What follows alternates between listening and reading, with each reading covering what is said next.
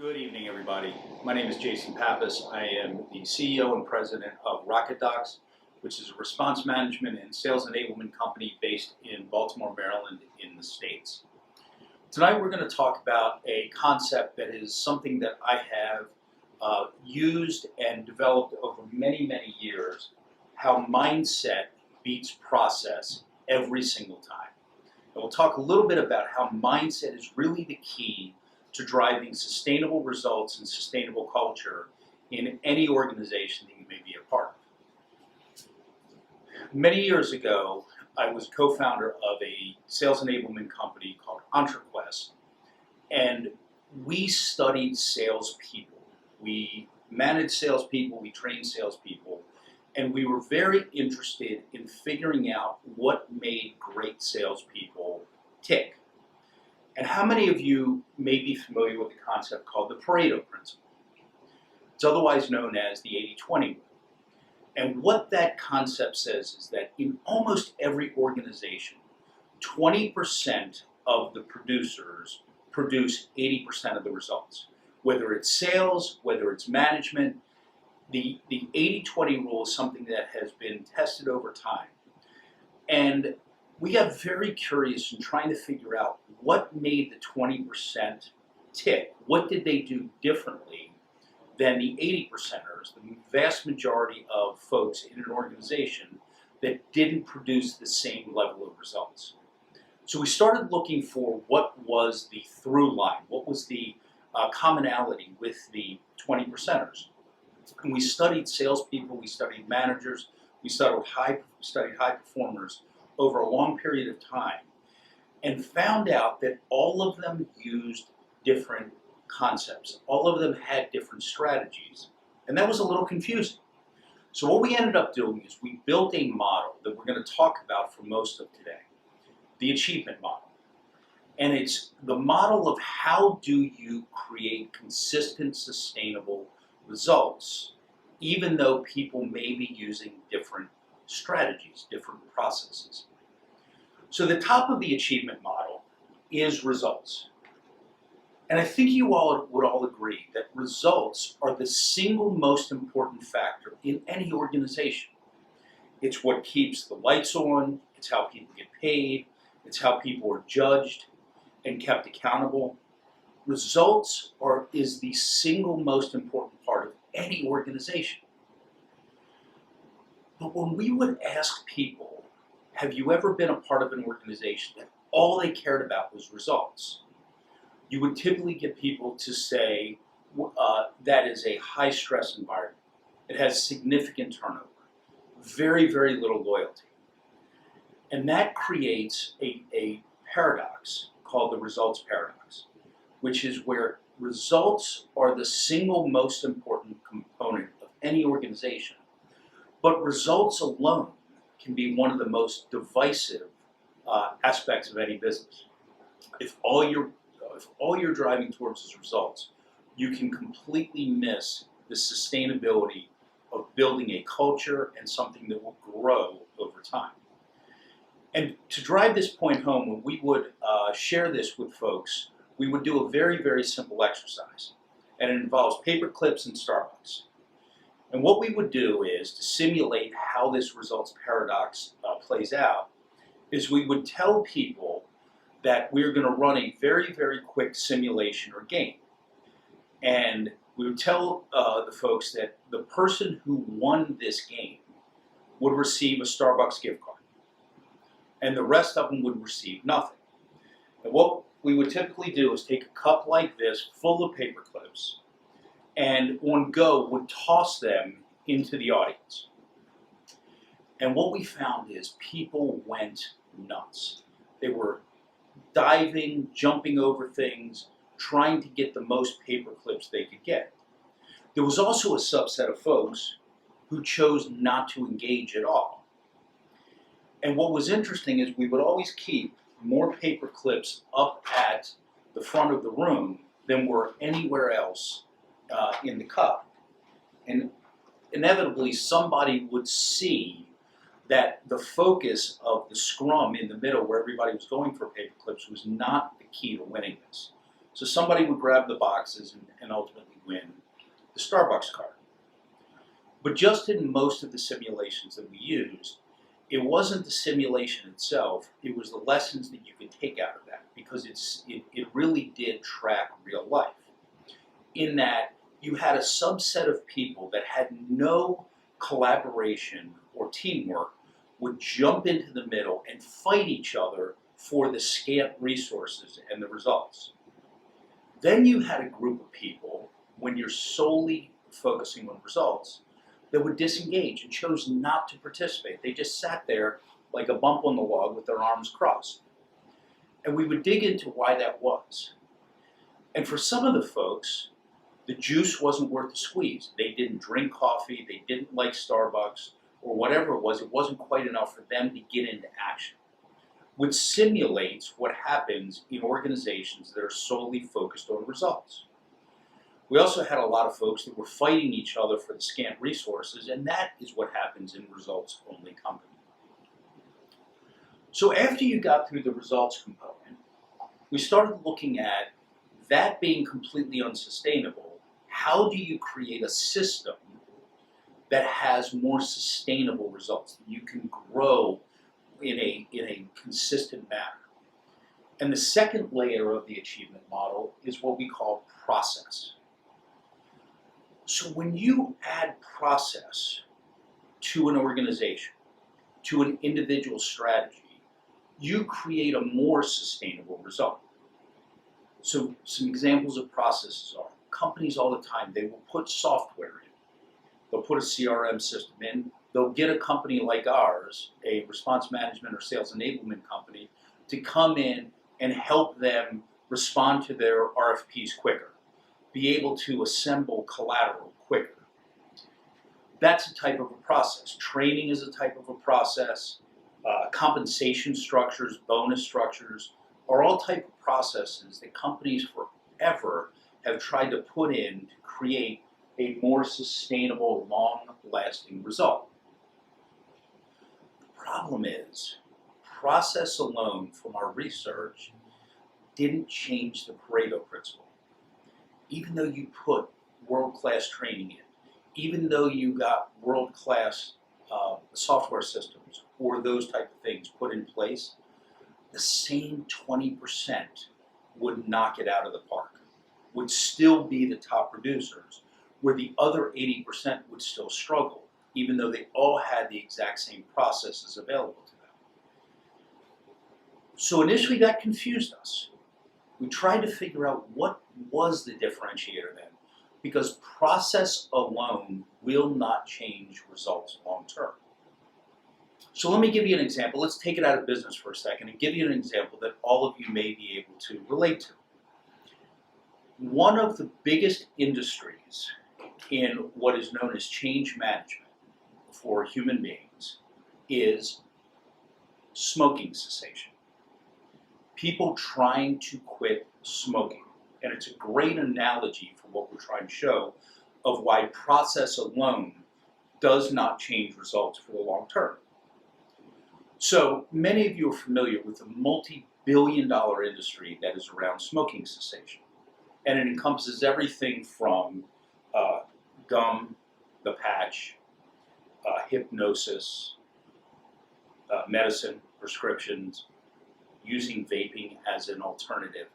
There's literally dozens upon dozens of processes that you can use to quit smoking. And many of you who are probably watching this can relate to this. You've tried to quit smoking for dozens and dozens of times. The studies have shown that a vast majority of folks who try to quit smoking using a process alone to change the result that they're trying to get, which is quit smoking, fail. Vast majority. Some studies believe it's close to 80 to 90% of the people who try to quit smoking using a process fail and go back to that habit. There is one methodology of quitting smoking that has shown itself to be significantly more effective, and that is cold turkey. One you don't hear about quite as much because it doesn't sell anything. But it has been shown to be more effective Because typically people who quit cold turkey have a reason. There's some intervening reason of why they decide to quit. Maybe it's the birth of their child. Maybe it's seeing a loved one pass away from lung cancer. Maybe it's not being able to catch your breath when you're out on a casual job. And in talking with literally hundreds and hundreds of people through the years, those who have quit smoking using cold turkey for a long period of time, decades, have all had a reason behind it. And that brings us to the bottom, the foundational piece of the achievement model, which is something that we call mindset. And what we discovered in studying these high achievers, the 20%ers, is they may have used different processes, but they all had similar mindsets. They all looked at things similarly and somehow aligned their mindsets to the results that they wanted to get. Now, please don't take this as saying that process is not important. Because once you have the proper mindset, you clearly need to have process. You need to have technology. You need to have accountability systems. You need to have all of the things in there. But by focusing on mindset first, you will be able to create a much larger, longer, sustainable result. And by the way, for those who are running companies or in leadership of companies, the mindset of an organization is called its culture. And every single organization tries to define its culture. And the irony is, every company, every organization has a culture, whether you intend to or not. And a culture will evolve itself if there's not an intent to create one that is aligned with the results that you want to focus on. So our supposition here is that if you focus on process alone, you can create attainable results. If you put a sales contest out there, you will get a bump in some of your results. If you change a compensation system, it will incent people on a short-term basis. But ultimately what we found out is the 80 and the 20 still go back over time to where they came from, unless the mindset is shifted. And if you can focus on mindset, you can create sustainable results that last. And that is the key to long-term growth, at least from our perspective, of how you evolve organizations. Focus on mindset first, focus on cultures. One of the things that we do with RocketDocs is we have a performance evaluation and accountability system that focuses a great deal on the cultural alignment of the teammate as much as what they did. It's how did they align with the values and behaviors of the organization, which ultimately drive the culture. When you start putting a process like that on, and with a mindset, you then can create sustainable long-term growth. And there is nothing more fun when you're a part of an organization where the culture, the process, and the results all align, and it becomes one of these magical rides that I've been fortunate to be a part of on a few organizations. So you may say to yourself, okay, that sounds awesome, but what's a mindset? How do you define such a sort of amorphous term? So we're going to try to explain that quickly. Now, I will say we're trying to put in 20 minutes to 30 minutes of a conversation that's usually a multi-hour conversation. But hopefully this wets your whistle enough to think about this, and maybe think about how to drive long-term results a little bit differently. So, a mindset. Even if you don't understand exactly what it is, I hope you would agree that a mindset will likely drive different actions from an individual or an organization. So let me give you an example. I'm sure most of you at some point have been extraordinarily frustrated. Some of you may be very recently. Some of you may be while you're watching this. And that's okay. If you are frustrated, which by the way is an individual mindset, you'll probably take different actions than if you're feeling more upbeat, excited. And this is not to say where, if you think and you're focusing on positive thoughts, that is going to change your results long term. That's not what we're talking about here. But I want you to think about a time when you were extraordinarily frustrated and how you may have found yourself taking some suboptimal, disempowering strategies or actions versus when you were feeling a little bit more positive. And this happens in sales folks all the time. For instance, the adage is, when is the best time to make your next sale? The adage is, as soon as you've made your last sale. And that's not because the person you just sold to called ahead to your next appointment and said, you should buy because I just did. It's because you act differently when you've had success. Same thing with organizations. Success is sort of a self-fulfilling prophecy. When you have a culture and you have the results rolling, companies typically gain momentum. They hit that inflection point and the growth starts becoming exponential. We've all heard about the hockey stick growth that most of us are trying to find in our companies. So if we agree that you will act differently based on your individual mindsets, let's talk about what a mindset is.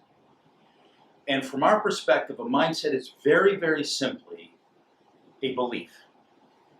It's a set of beliefs that you have about your ability, about your organization's direction, about your leadership's qualifications. It's a set of beliefs that you have about whatever you are focused on. Now, we'll talk about this a little bit later, but I would tell you that not all of the beliefs that we have are accurate. Some of them are, but some of them aren't. But for the purpose of mindset, it's irrelevant whether they're accurate or not. You simply believe it. And we have a definition of what a belief is a feeling of certainty. So if you feel certain about something, you believe it. That's a definition. And based on certain beliefs of your ability to lead, of your ability to sell, of your company's ability to drive growth, your mindset will be different and ultimately your actions will be different. So let's have a very, very quick discussion. Where do our beliefs come from? And there's really two places, if you dissect beliefs, of where they come from. The first place is we make certain choices on our beliefs. And those choices are internal choices. We'll talk about that in a little bit. And the second way that we create beliefs are experiences. And most people, that's the first thing they think about is, well, these things happen to me, therefore I believe it. If I have run into a wall 14 times, I will believe that that wall is hard, dangerous, or whatever. Those experiences are external. So really, if you think about it, we either create our beliefs through experiences or making choices absent experiences. And one of them we control, and one of them we don't. So most of us, if you really think about it, don't truly control all of the experiences that we have. You could be in a situation, and let's look at modern day right now. None of us really control the fact that we're in the middle of a pandemic. But certainly those experiences have shaped beliefs and mindsets around organizations. And for some people, those experiences have shaken many of the beliefs that we held true to ourselves. But we didn't control them. They were external. Those were external choices. Those were external experiences. But we also have a set of choices that we make around anything. So for instance, one of the strongest beliefs that human beings have is spirituality and religion. It doesn't matter exactly which you believe in, but I would argue very few people have tangible experiences with the entity they believe in. They're simply making a choice, an internal choice, that that entity exists. So again, we're doing this in a very quick fashion. This is usually a much longer conversation and it's usually interactive. But if you think about it, some of the folks that you may have run into where you have seen their behaviors, their actions, their mindset change are because they've made different choices. And sometimes those choices come from situations that are beyond our control. So I'm not a psychologist, but I'm very fascinated with the field. Sigmund Freud had one of the most simplistic yet I think accurate ways to talk about why human beings do what they do. And Freud used to say human beings do things for two reasons. They avoid pain or they seek pleasure. Those are it. People avoid pain or they seek pleasure. And the irony is, people will avoid pain more than they will seek pleasure. So if you think back to our smoking analogy that we did, most of the people that have quit smoking for a sustainable long period of time, and again, most of them, I can tell you from our experiences, have been cold turkey, is because that threshold, that pain-pleasure threshold, flips. So for instance, the birth of a child, the death of a loved one, all of a sudden that pain associated with quitting smoking is outweighed by the pleasure of being able to fully enjoy your son or daughter or something like that.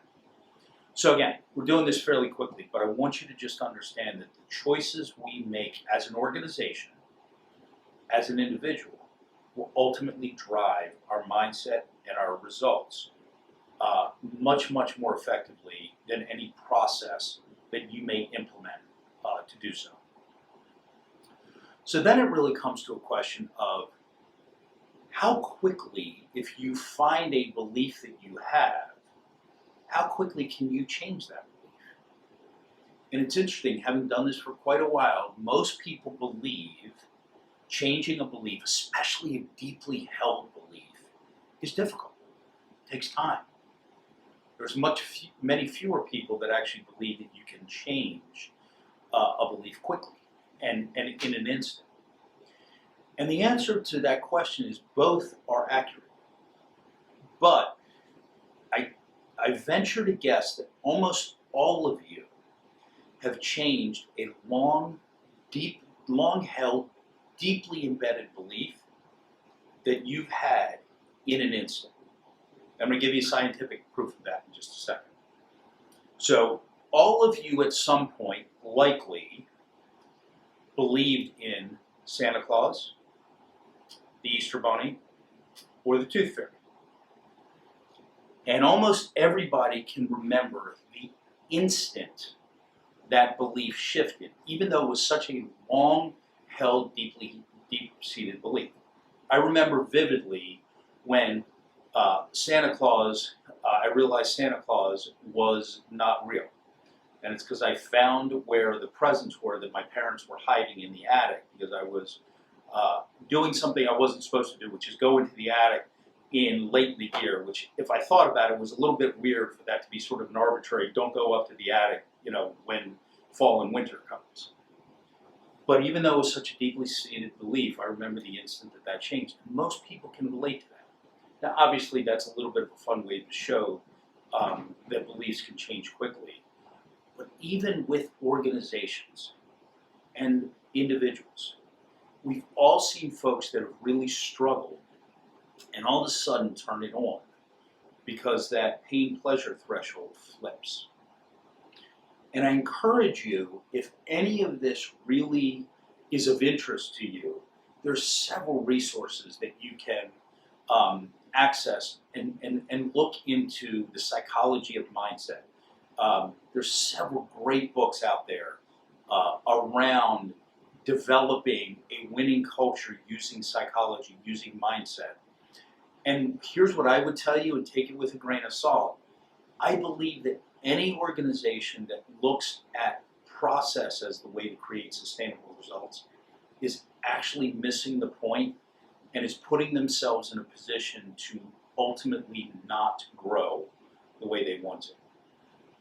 One of the beauties of aligning mindset culture to the organizational results is once you actually get on that curve and you start putting the processes in that are proper with the proper mindset and belief system, you can become completely unstoppable as an organization.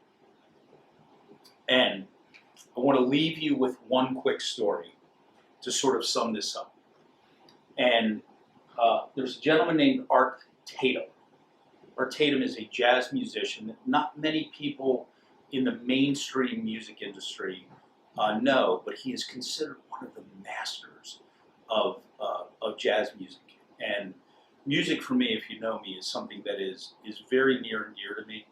And I love studying a lot about musicians. And Art Tatum is especially fascinating to me, even though I will tell you, I like jazz, but it's not one of the genres that I follow that closely. But Tatum's story is. So Tatum was born in the 1920s in a very impoverished household. And he at an early age had a passion for music, but his family wasn't in a position to allow him to formally pursue that passion. And Tatum was also born blind. So what he resorted to learn his passion for music, even though his family couldn't really support it, is he would go to some of the local honky-tonks in town, and he would befriend some of the owners who would let him in at a very, very young age. And many of those had what are called player pianos. And if you're not familiar, player pianos are the pianos where the keys depress themselves, so it plays itself, but it looks like it's actually playing because the keys are depressing. I'm sure all of you have seen it. Well, the specific venue that Art Tatum frequented as a child had a player piano that he would sit at for hours. And literally, because he couldn't see, he would feel when the keys depressed and listen to the notes. And he is self-taught on how to become a piano player. So that in itself is extraordinary. But it doesn't explain why he is considered a master pianist versus his fellow musicians, especially with the challenges of being from a modest background that didn't allow him formal training, and the fact that he was also blind. How did he become a master?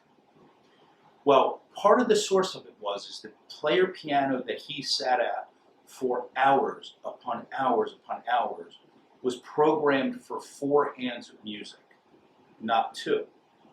But he didn't know any better. So he thought you had to learn how to play the piano that way, even though it was designed for 4 hands, 2 people playing simultaneously instead of just 1. He didn't have the limiting beliefs that you couldn't play 4 hands of music with 2. He thought that's what you were supposed to do, which informed his mindset and created results that are far extraordinary to most of his peers, simply because he had that mindset. Art Tatum is a great example of how mindset will trump process 100% of the time. And if you take nothing out of it, this message is, as you're looking to grow an organization, as you're looking to grow your individual results as a contributor to a team, focus on mindset and culture first, then layer the processes on top of it, and ultimately you'll get the results you're looking for long term. Thanks for sharing about a half hour with me. I hope it was interesting, and look forward to chatting with all of you shortly. Thank you.